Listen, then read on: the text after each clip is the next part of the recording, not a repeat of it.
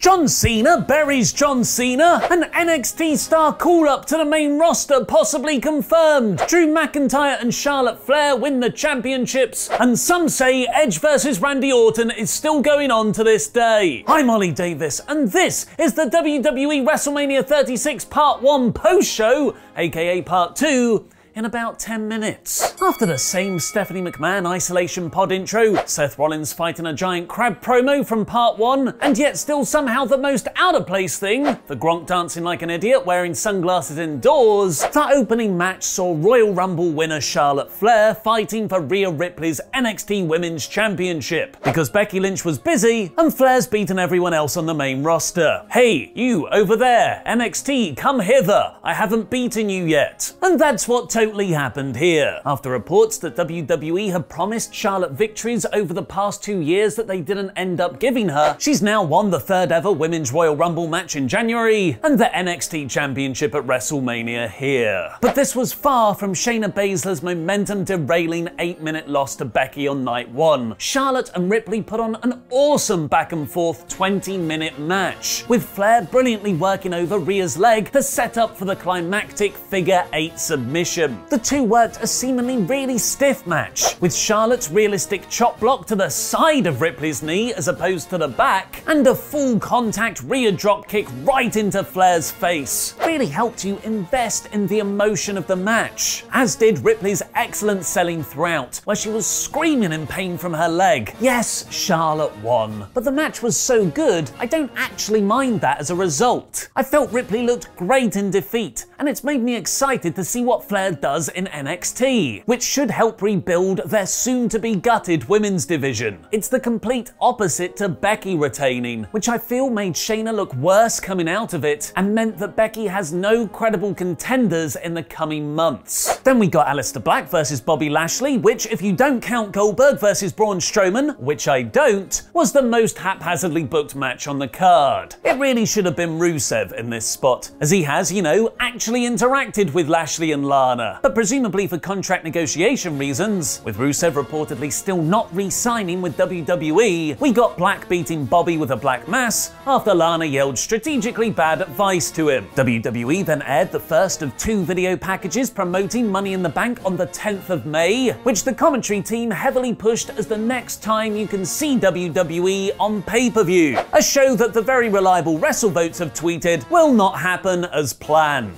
Prepare yourselves for more Performance Center shows in the future. With the scheming Sonya Deville in his corner, Dolph Ziggler then took on Otis in a fun payoff to their soap opera SmackDown feud from the last few months. Apparently the original plan was to have a mixed tag between Deville and Ziggler versus Otis and Rose, but I like the much more serious approach here, which saw Mandy run out for the save, slapping Deville to the ground and low-blowing Ziggler for Otis to win. Not just the match, but the girl. Disclaimer, no women were actually contractually up for grabs in this match.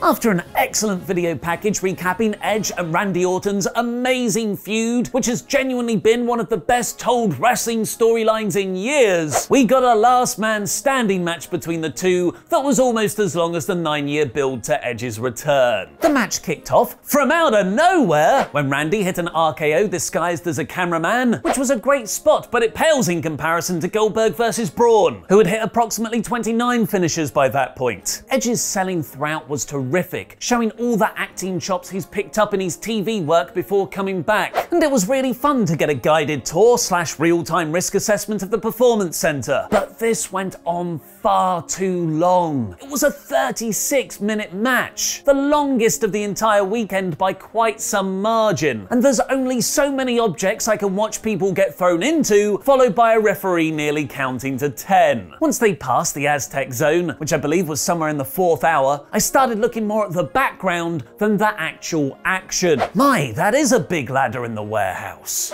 So that's where they shoot promos.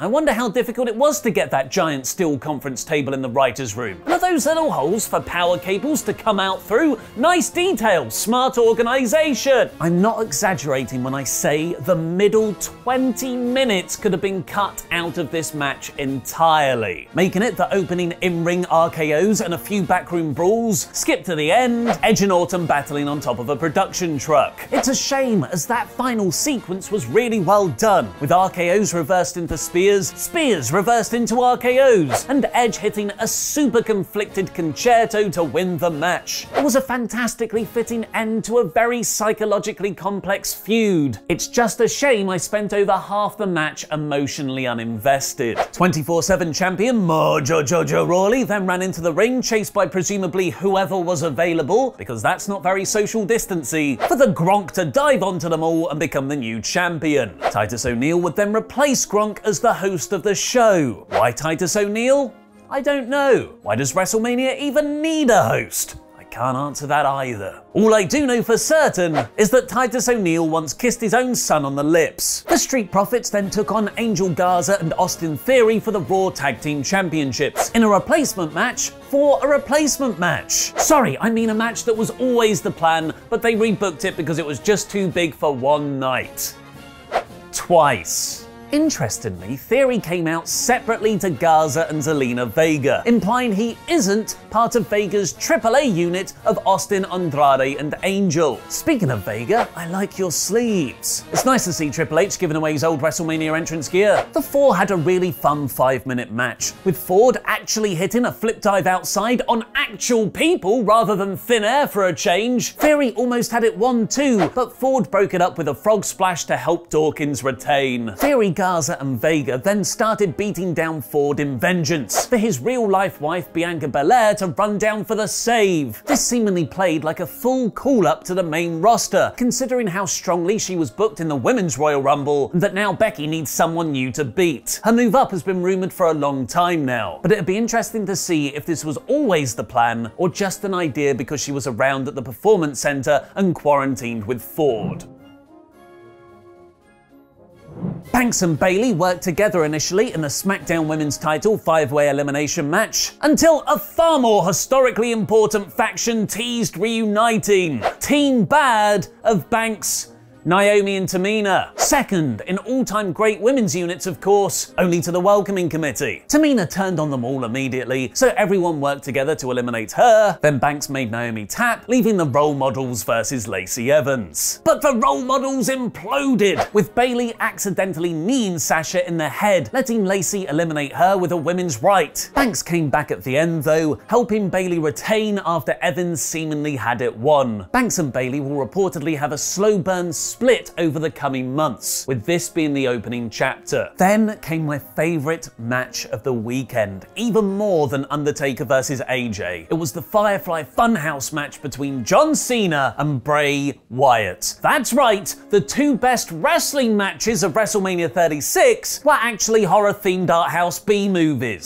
Cena and Wyatt's vision was genuinely inspired, not just encapsulating their feud that traces back 6 years to WrestleMania 30, but also each man's respective careers. As Bray eloquently put it at the start of the match, Cena was fighting his most dangerous opponent yet, himself. And that created an intensely rewarding attention to detail and history that is very rare in WWE. Seemingly taking place in Bray's fragmented mind, Wyatt battled Cena throughout history. First with John answering Kurt Angle's Ruthless Aggression Challenge, only with Bray cutting the promo instead. Then in a throwback Saturday Night Main Event sequence to the Doctor of Thugonomics, weirdly appearing now in back-to-back WrestleManias after over a decade away. Then to their WrestleMania 30 match itself, and then even WCW's Monday Nitro, where Wyatt played the part of Eric Bischoff as Cena channeled NWO-era Hulk Hogan. It was a video essay poem, charting the parallels between Cena and Hogan, how the latter properly turned heel in storyline, but John never did, despite the reactions of the fans, playing clips of the Rob Van Dam One Night Stand crowd, CM Punk blowing Vince McMahon a kiss, and appropriately, Cena not hitting Wyatt with the chair at WrestleMania 30. CM Punk to Firefly Funhouse confirmed. And with Cena making that realization himself, that's when the Fiend appeared behind him, choking him out with the mandible claw as Bray counted the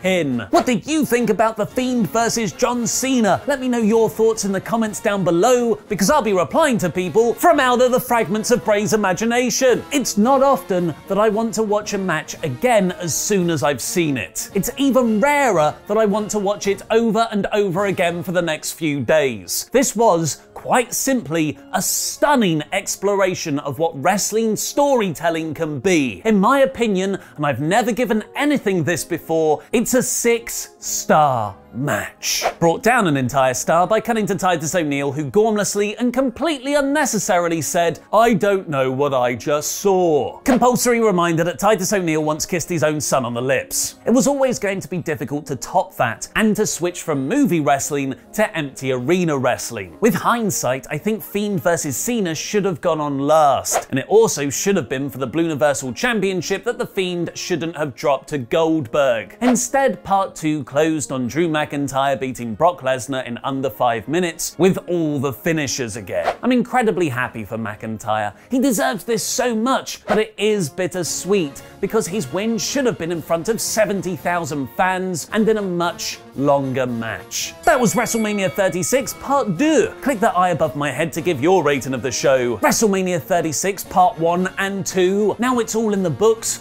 Wasn't just the great WrestleMania in spite of worldwide events right now, it was a great WrestleMania period. As WWE have done time and time again, they book best when their backs are against the wall. They've completely rejuvenated The Undertaker. They put on one of the best wrestling things I've ever seen with Cena versus The Fiend. And we've got Drew McIntyre as champion. And the 2-night format is a success. I'm surprised at how having 2 3-hour events is exponentially better than one 6-hour show. So for my rating, I'm going to aptly steal a line from Vince McMahon. WrestleMania 36 wasn't a great pay-per-view. It wasn't the best of both worlds. Welcome to the 6 out of 5 era, because WrestleMania 36 was such good S-word.